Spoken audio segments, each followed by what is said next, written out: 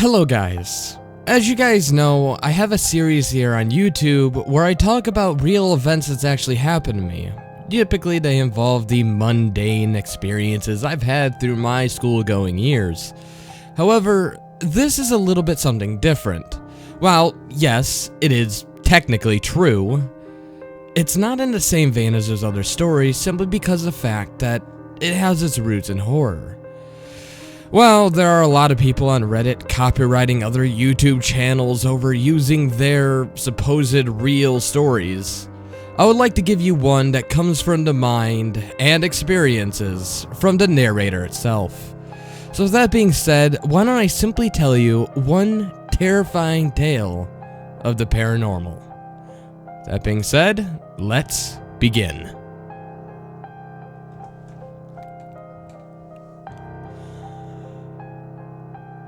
I had just moved into my house after moving for about the 6th, maybe 7th time in my life. The last house we moved from was a rather nice house, however it was small and it wasn't in the best neighborhood. In fact, what caused us to move was the fact that we simply got robbed. Everything that I owned was stolen right out of my house, and there was nothing that the police could/were willing to do. So, leaving me in a state of what my psychologist said of PTSD, I simply moved out, went to a new area, and me, my mom, stepdad, and older brother were set to hopefully enjoy a better quality of living. This new place was in Clarkston, and it supposedly was supposed to be a very nice school district. A lot of experiences I've had here were negative, but I can say the house itself was always pleasant to come home to. Even to this day, I find the house pleasant. It was on a dirt road next to a rather rich neighborhood, and the house was fairly large compared to my other homes. I personally lived on the top floor on the farthest right in the hallway. My brother lived in the basement, in his own room, right next to a furnished room that served as the living room, but for teens and kids. And my mother lived in the master bedroom across the hall. While living at this house, several unfortunate events has happened. My older brother's life took a turn for the worse, and throughout his life, he slowly started getting involved with the wrong crowds and acting in a very paranoid manner. Even to this day, he is a bit more chill, but I still find him to be fairly paranoid when it comes to things of the supernatural. One day, I invited a friend over. His name was Noah. You actually may have heard about him in the Crossroads story I did in my Urban Legends video. However, being 3 people, I'm personally a skeptic in anything that goes bump in the night. My cousin being someone who avidly believes in the supernatural, religious, Christian mythos, and my brother being somewhere in the middle, not subscribing to any religion, but not denying that there is something out there that we simply don't know. We were all in the basement. It was maybe 2, 3 in the morning, and we got the great idea to make a Ouija board. We had been watching horror movies all night, and to be honest, my ferret at the time, Toby, was kind of giving us trouble because he would somehow escape the cage and kind of freak us out while we're watching the films. Now, don't get me wrong, these were all Netflix horror movies in the time of October. Most of them were the sci-fi quality grade, and a lot of them sucked. But to my older, well, actually, more younger cousin Noah, they were enough to tickle his religious fancy. However, for me, the films were merely entertaining. But during that night of horror and debauchery, we happened to watch a few good ones, such as Grave Encounters 1 and 2. But we also got the misfortune of watching Paranormal Activity, The Masked Ones, among plenty of terrible others. Nonetheless, we were having the TV off at this point, My brother was debating on going to bed. And that's when we went into a conversation about more religious subjects. Me, personally, I kept my mouth shut because being an atheist and not really believing in such things, I didn't feel I had much to offer to conversation besides, in order for me to believe this is true, I would need to see evidence. Well, it's safe to say that evidence did soon come later.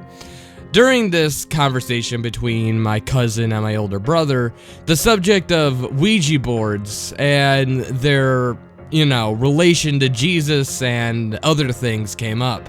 And just in that moment, we lit a few candles, got a sheet of paper, and we laid it out just like a Ouija board.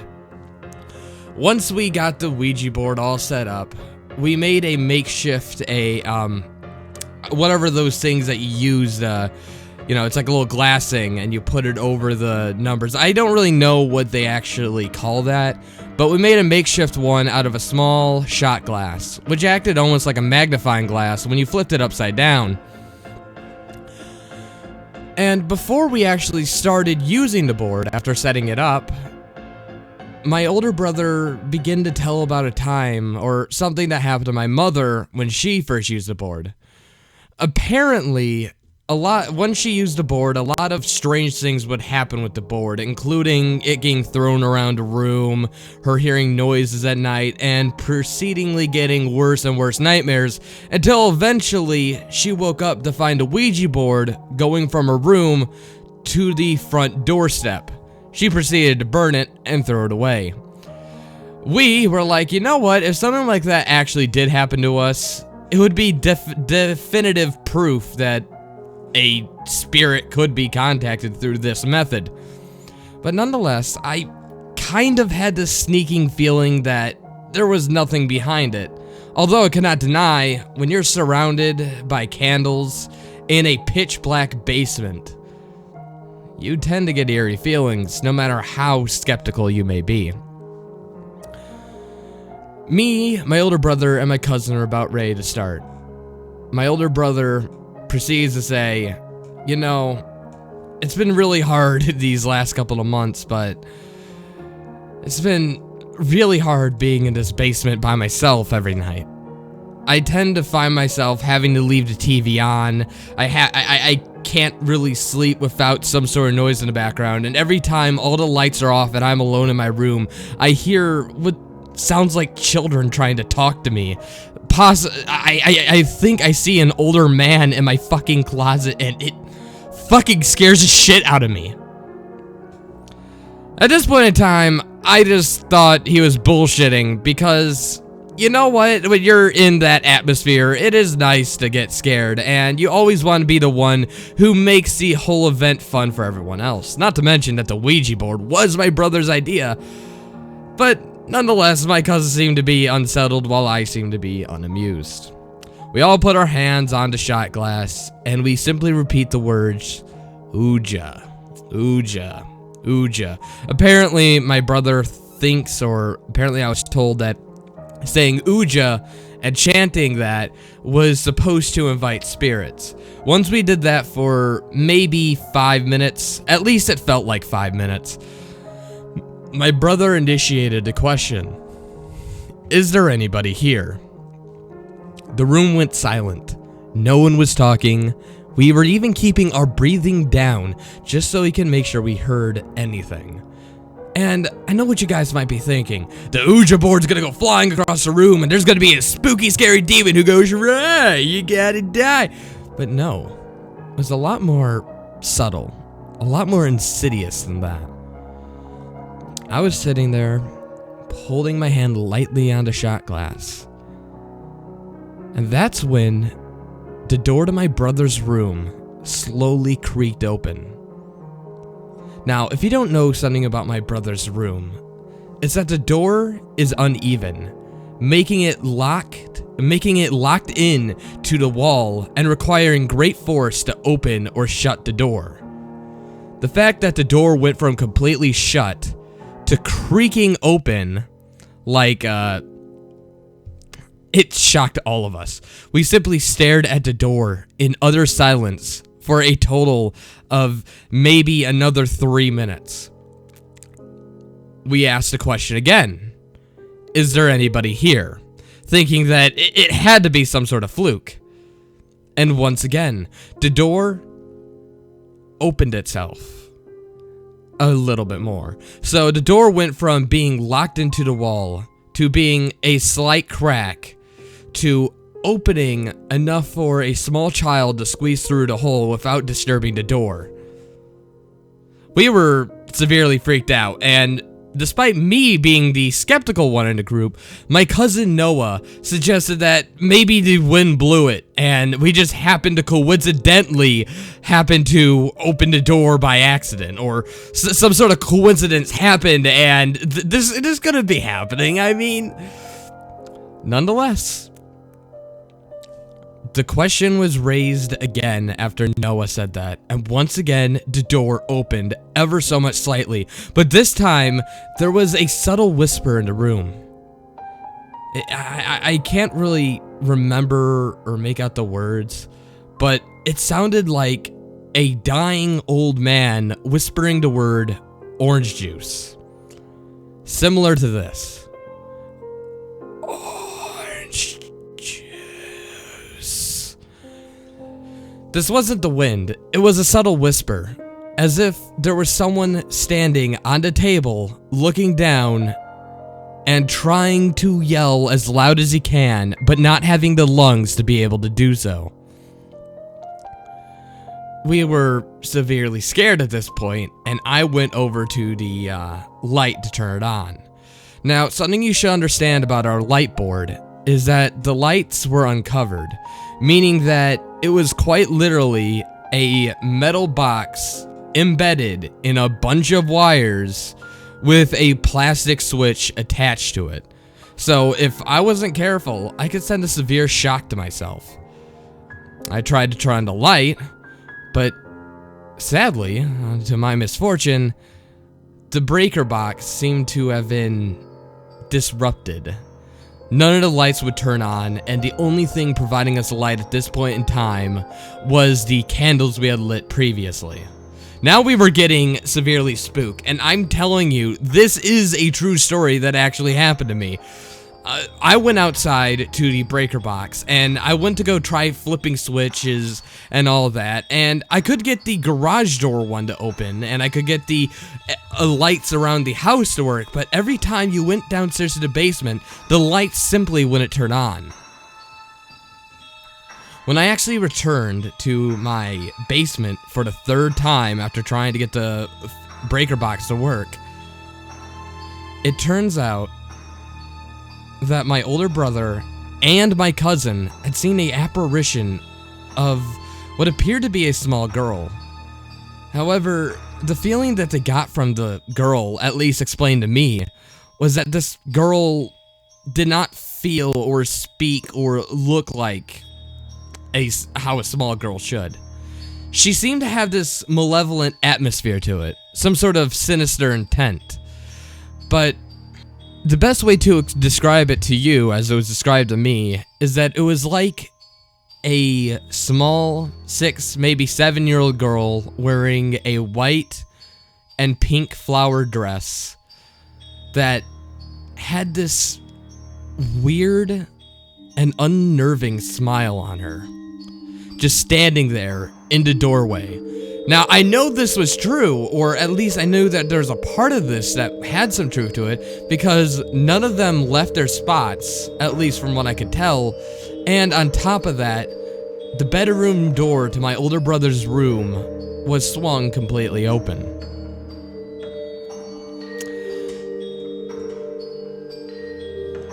At that point, I think we all decided to say, fuck this. We left our house, walked up to a diner that was open 24/7, and we ate.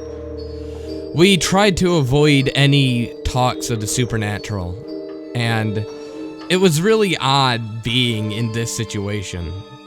But to this day, I honestly do believe, despite being an atheist, that there might be some sort of ghost or paranormal activity in this world. Maybe this was my mind playing tricks on me, but I definitely heard two voices in my basement that day. One of a older man who seemed kind, gentle, and loving, and I know for a fact that I got this eerie feeling, and it fit right along with what my brother and my cousin were saying about that little girl. I got that feeling that there's something sinister. The next morning over, we burned a paper, and to this day, we haven't had much experiences. Although, my brother did describe to me some unnerving dreams he had. Now, my older brother is weird in the fact that he does hang out with a bad crowd and does the things that a bad crowd would typically do. And because of that, I could possibly believe that it was a hallucination. But the dream they described to me was weird. He describes himself sleeping. However, he can see himself sleeping in his own bed. He can see smiles and just creepy images akin to Jeff the Killer if it actually was scary and missing the white part of his face, just watching him. He describes hearing little girls giggling as he lays there. He describes being able to feel the sensation of touch, and describes being able to be in this lucid state of dreaming. And to me, that just simply signals a unsound mind laying in bed. But after that night, maybe it's possible that there is some sort of entity in that room that possibly belonged to someone else. Evidence for this is that the people who lived here before had some odd furniture left behind.